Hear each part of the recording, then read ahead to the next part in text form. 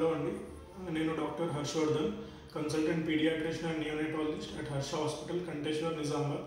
ఈరోజు మనం హెపటైటిస్ గురించి మాట్లాడుకుందాము. ఫస్ట్ వచ్చేసి హెపటైటిస్ అంటే ఏంటి, వ్యాధి లక్షణాలు అండ్ ఎలా స్ప్రెడ్ అవుతుందో దాని గురించి మాట్లాడుకుందాము. హెపటైటిస్ అంటే ఏ కారణం వల్ల అయినా కానీ లివర్ ఇన్ఫ్లమేషన్ అవుతే దాన్ని హెపటైటిస్ అంటారు. ఇది మోస్ట్లీ 2 కాజెస్ వల్ల ఉంటుంది, ఇంపార్టెంట్ కాజెస్.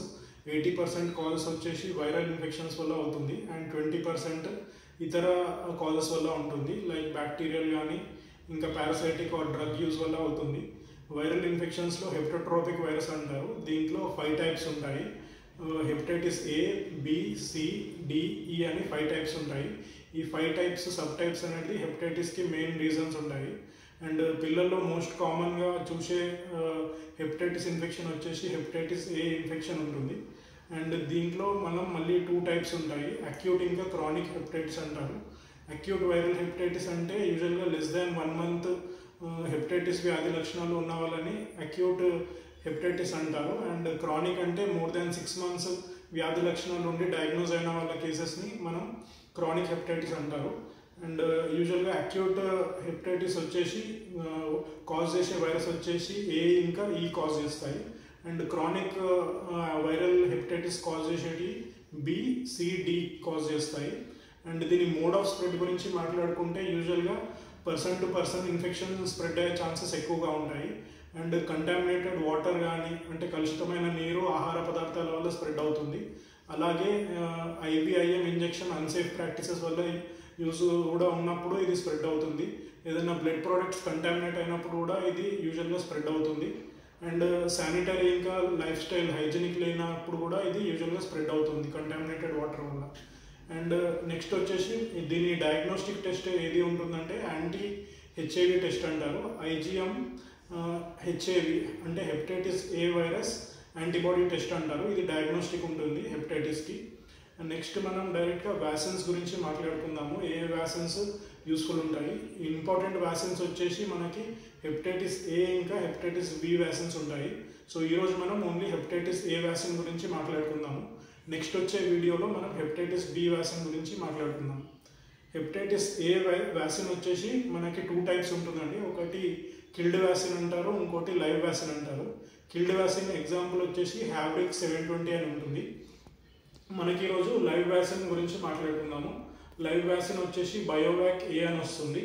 ఇది యూజువల్గా మోస్ట్గా ఎక్కువ ప్రాక్టీస్లో ఎక్కువ యూజ్ అయ్యే వ్యాక్సిన్ ఇది ఉంటుంది. అండ్ దీని ప్రొటెక్షన్ రేట్స్ ఎలా ఉంటాయో కూడా గమనిద్దాము. ఏ హెపటైటిస్ వ్యాక్సిన్ తీసుకున్నప్పుడు మనకి యూజువల్గా 45 years వరకు ప్రొటెక్షన్ రేట్ ఉంటుంది single dose. And first dose తీసుకున్నప్పుడు 95% ప్రొటెక్షన్ రేట్ ఉంటుంది. సెకండ్ డోస్ తీసుకున్నప్పుడు ఆల్మోస్ట్ 99% ప్రొటెక్షన్ రేట్ ఉంటుంది దీంట్లో. అండ్ దీంట్లో నెక్స్ట్ వచ్చేసి మనం కాంట్రాఇండికేషన్స్ అంటాము. అంటే ఏ ఇన్ఫెక్షన్స్లో కానీ వ్యాధుల్లో ఇది వాడకూడదు అని తెలుసుకుందాము. నార్మల్గా ఇమ్యూనోడెఫిషియన్సీ ఉన్న వాళ్ళల్లో ఇది వాడద్దు. అండ్ ప్రెగ్నెంట్ లేడీస్ ఈ వ్యాక్సిన్ తీసుకోవద్దు. లైవ్ వ్యాక్సిన్స్ అనేది యూజువల్గా ప్రెగ్నెంట్ లేడీస్లో కాంట్రాఇండికేటెడ్ ఉంటుంది. వాళ్ళలో మనం ఏం చేస్తామంటే కిల్డ్ వ్యాక్సిన్ ఇవ్వచ్చు, ఏం ప్రాబ్లం ఉండకుండా. అండ్ దీనికి యూజువల్గా హెపటైటిస్ ఏ వ్యాక్సిన్ అనేది యూజువల్గా మనం రొటీన్ ఇమ్యునేషన్ షెడ్యూల్స్లో ఫాలో అవుతాము. ఇది ఫస్ట్ డోస్ వచ్చేసి మనం 1 year కంప్లీట్ అయినప్పుడు తీసుకుంటాము. అండ్ సెకండ్ డోస్ వచ్చేసి 18 months అప్పుడు తీసుకుంటాము. అండ్ ఇది ఎవరెవరిలో ఇవ్వచ్చు అంటే అందరిలో ఇవ్వచ్చు ఈ వ్యాక్సిన్. యూజువల్గా అబవ్ 1 year క్రాస్ అయిన హెల్తీ చిల్డ్రన్ ఎవరైనా తీసుకోవచ్చు. అండ్ అడల్ట్స్ కూడా ఈ వ్యాక్సిన్ ఎప్పుడైనా తీసుకోవచ్చు ప్రాబ్లం లేకుండా. అండ్ దీని సైట్ ఆఫ్ ఇంజెక్షన్ ఎక్కడ ఇస్తారంటే అబవ్ 1 year పిల్లలో ఎవరికైనా భుజం మీద ఇస్తారు. కిల్డ్ వ్యాక్సిన్ వచ్చేసి మనం ఐఎం అని ఇస్తాము, అంటే మజిల్లోకి ఇస్తాము. అండ్ లైవ్ వ్యాక్సిన్స్ వచ్చేసి సబ్క్యూటేనియస్ అంటారు, అంటే స్కిన్ కింద ఇచ్చే వ్యాక్సిన్ ఉంటుంది. రెండుది డోసేజ్ వచ్చేసి 0.5 ml డోసేజ్ ఉంటుంది. అండ్ నెక్స్ట్ మనం దీన్ని హై రిస్క్ గ్రూప్స్ అని కొన్ని ఉంటాయి. ఈ హై రిస్క్ గ్రూప్స్ అనేది కంపల్సరీ వీళ్ళు ఈ వ్యాక్సిన్ తీసుకోవాలి. ఎగ్జాంపుల్స్ ఎలా ఉంటాయంటే, ఫర్ ఎగ్జాంపుల్ హెపటైటిస్ బి సోకి ఉన్న వాళ్ళలో ఇది తీసుకోవాలి. వాళ్ళని క్యారియర్స్ అంటారు కొంతమంది. అంటే ఈ వ్యాధిని వాళ్ళు ప్రమోట్ చేసే వాళ్ళని యూజువల్గా హెపటైటిస్ బి క్యారియర్స్ అంటారు. సో వీళ్ళు కంపల్సరీ తీసుకోవాలి. అండ్ క్రానిక్ లివర్ డిసీజ్ ఉన్న పేషెంట్స్లో ఇది కంపల్సరీ తీసుకోవాలి. అండ్ హౌస్ హోల్డ్ కాంటాక్ట్స్లో ఎవరైనా ఆల్రెడీ హెపటైటిస్ ఇన్ఫెక్షన్ ఉన్నారు అంటే ఇంట్లో మిగతా వాళ్ళు కూడా ఈ వ్యాక్సిన్ కంపల్సరీ తీసుకోవాలి. అండ్ హాస్టలర్స్ ఎక్కువ రిస్క్ ఉంటుంది, వాళ్ళు కూడా తీసుకోవాలి ఈ వ్యాక్సిన్. ఇంకా ఆర్గన్ ట్రాన్స్ప్లాంట్ అయిన వాళ్ళు కూడా ఈ వ్యాక్సిన్ తీసుకోవచ్చు. అండ్ మళ్ళీ ఏదైనా ఎండమిక్ ప్లేస్, హెపటైటిస్ ఉన్న ఇన్ఫెక్షన్స్ ఉన్న ప్లేస్కి మనం ట్రావెల్ చేస్తున్నప్పుడు కూడా ఈ వ్యాక్సిన్ కంపల్సరీగా తీసుకోవాలి. సో ఇవి మనం ఈరోజు మాట్లాడుకున్న ముఖ్యమైన విషయాలు హెపటైటిస్ ఏ వ్యాక్సిన్ గురించి. ఇది అందరికీ రికమెండ్ చేస్తారని ఆశిస్తున్నాను. నెక్స్ట్ వీడియోలో మనం హెపటైటిస్ బి వ్యాక్సిన్ గురించి మాట్లాడుకుందాం. Thank you.